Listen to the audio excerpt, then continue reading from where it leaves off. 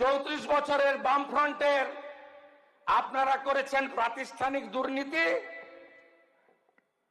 আর CPM করেছে রাজনীতিক দুর্নীতি। সিপিএম টাকা তুলে পার্টি অফিস বানিয়েছে।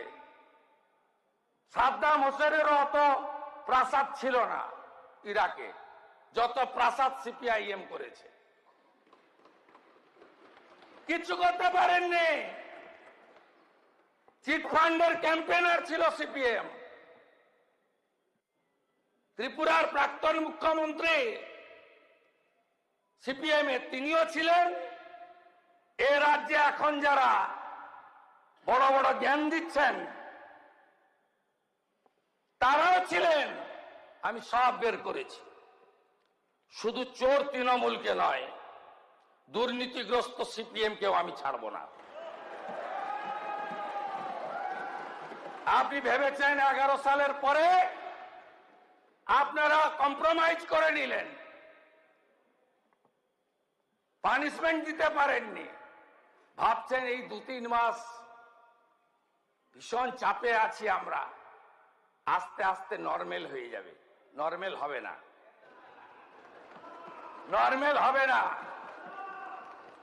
সমর মুখার্জিদের মতো ভদ্রলোকদের, সমীর জানাদের কোনো চিন্তা নেই। বাকিদেরকে